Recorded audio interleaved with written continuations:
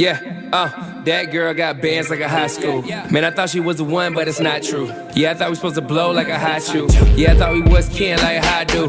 How do kin, we throw that flame. Switch you up, it's not the same. Back then you used to run my brain. But right now I don't know your name.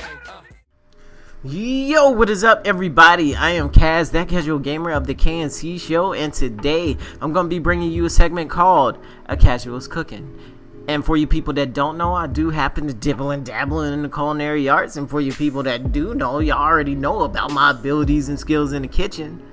Hence why I'm finally making a video, because people have been requesting and asking me to put up photos or videos of anything or just stuff I make in general. So I figured this would be really good. But be warned, I don't go by the book.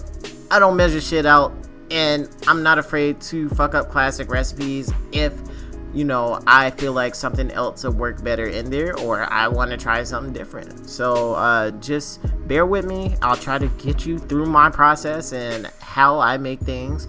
And let's get started. Today's meal is going to be one of my favorite soups, clam chowder. So I'll let you go over the ingredients, and then I'll see you at the first step. Peace.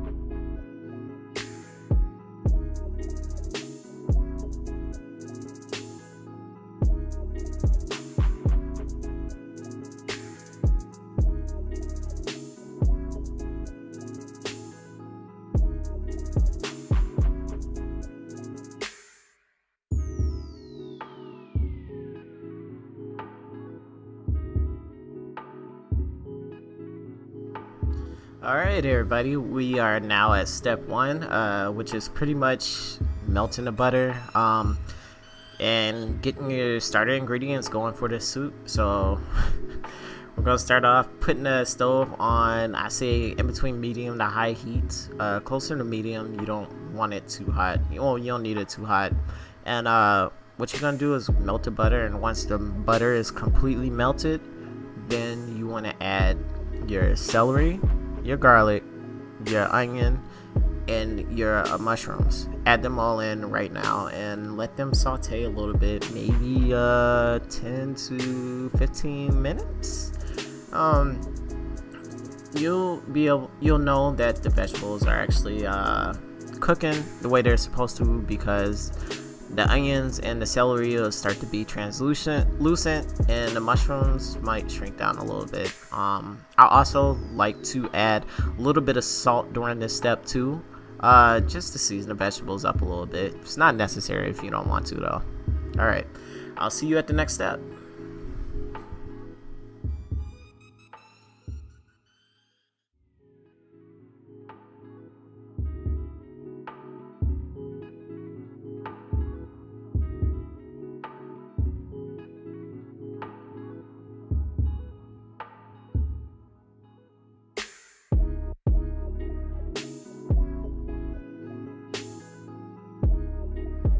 Alright, so now we're at step two, which is pretty much just adding the wine. And all I want to do here is just add like maybe 70-80% of the wine you're going to use for this, just because I want to save a little bit at the end, but I'll explain that once we get to that part. Pretty much you're going to let the wine sit in here, let the vegetables saute in the wine for about 10 to about 15 minutes.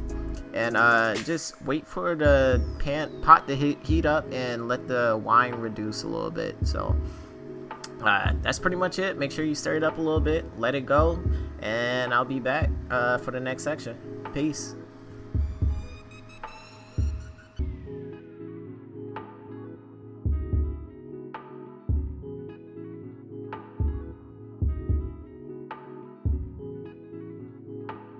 Alright, so now we're gonna start adding some of the main ingredients up in here, and my dumb self forgot to get video footage of me adding the potatoes and the crushed red pepper, but they're in there. So make sure you put those two in first, let them sit for about 10 minutes before you start adding the rest of these ingredients, and next we're gonna actually put in the fish sauce. I decided to use the fish sauce garlic mixture as my base because I didn't want to actually make a seafood base, and I feel like it works perfectly fine just doing it that way. And then after that, you just add in your proteins, the clams, the crab, the shrimp. Add all that up in there, mix it up, stir it up, and let it simmer for another 10 to 15 minutes before you go to the next step. Alright, I'll see you in the next one. Peace. Alright, so for this step, we are gonna add the cream to the mixture right now, and we're just gonna get our roux started. It's gonna take a little bit of time for the cream to heat up, so after you add the cream, make sure you turn the temperature down because you don't want it to curd and you don't want it to start to burn the bottom. Make sure that temperature is down. I kept it closer to medium because I was in a rush, but it's perfectly fine sitting even closer to low if you can, just so you make sure that it does not burn on the bottom. So while this is warming up, we are gonna use our other pot to get our butter melted for our roux. Our roux is our thickening agent that's gonna get the soup to the consistency that we want. So put that up to medium to high heat, let the butter melt, and I will see you in the next step.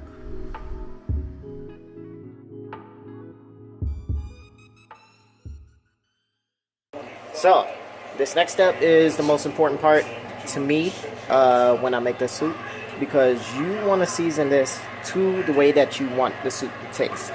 After this, you won't need to put any more seasonings in because it should come out the way you season it to this. So make sure you taste your soup, make sure it gets to the point to where you want it to be. And I couldn't have said it any better myself. With that being said, yeah, pretty much this is when you want to put in your spices, get the soup seasoned the way you want to. I would even go maybe a little bit lighter on the salt. You do want to taste some salt if that's what you're into, but don't go too heavy because the flavors will build up as it's sitting and, you know, as it's simmering in the pot and everything too, especially after you thicken everything. So you don't have to go crazy. Like I said, I don't measure stuff out, and this is the reason, because I'm constantly tasting my food as I cook. And I recommend you do the same, especially for this. That way you know exactly how it's going to come out at the end. So yeah, that's pretty much it for this step.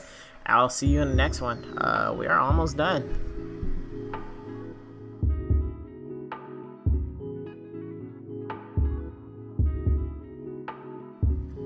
Alright, so now the butter is melted and we're gonna get ready to put together our roux. I'm gonna let you know now, I had to do this step twice. I had to do it twice in order to get the soup to the consistency that I want.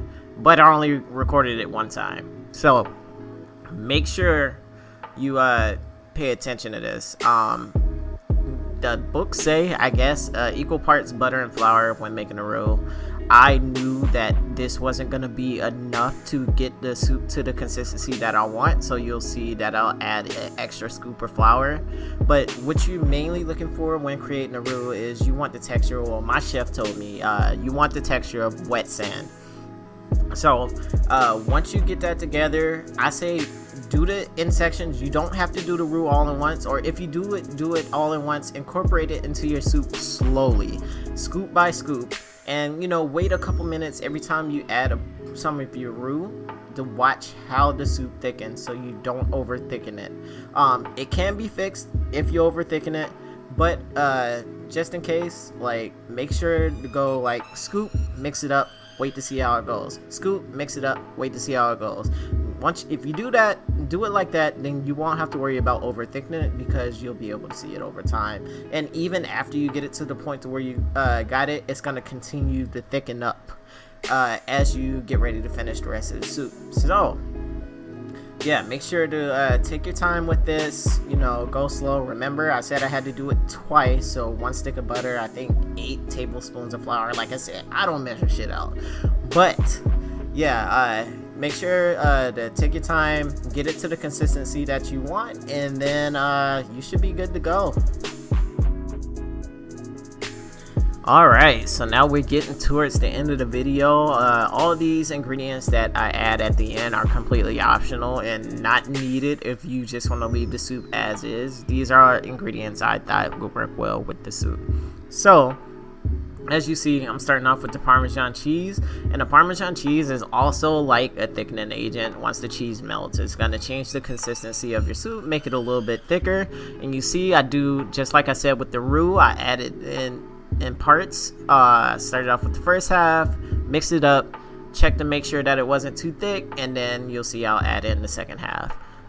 With the sour cream that I add, like I said, it's unnecessary, but it's something you're gonna see a lot when it comes to me doing any meals that have to do with any cream bases or anything, because I love the taste of sour cream and I love what it does for a lot of the cream dishes. So yeah, it's unnecessary, but I felt like it helped give the soup more of a creamy feel and taste to it, and I really enjoyed it in this soup. But so yeah, that's it for these 2 ingredients. I'm gonna get to the last 2 and we'll be at the end of the video. Peace.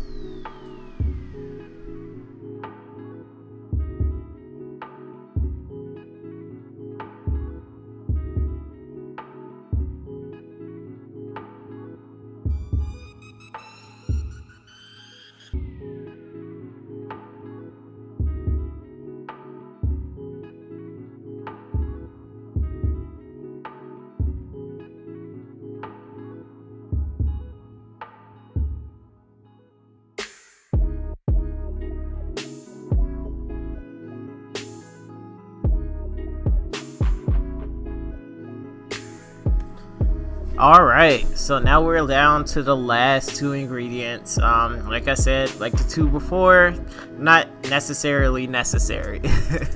Parsley is pretty much for garnish, make things look pretty, I guess. It really doesn't have any flavor, so you don't need it. I just added it in there, try to add some color up in there, and then I added the green onion pretty much for the same reason, but I also like the taste of green onions too, and I felt like it would go good with the soup. Like I said, it's not regular, but this is what I do. So I really like the greenness of the green onion and the soup and everything, and felt like it stood out a little bit. So yeah, that's pretty much it. Thank you everybody for coming through. I'll get back to you with the actual plated dish, and I'll end the video. Thank you for sticking through. I really appreciate it.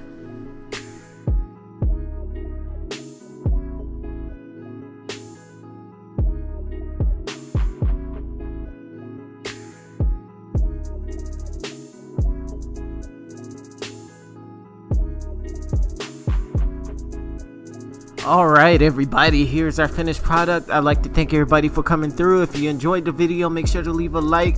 If you have any suggestions or criticisms, make sure to leave it in the comment section below. And make sure to subscribe so you don't miss any videos. I have the group contact information up on the page. Thank you. I just need to count this dough. I just need to sip it slow. But I don't need you, ho, no.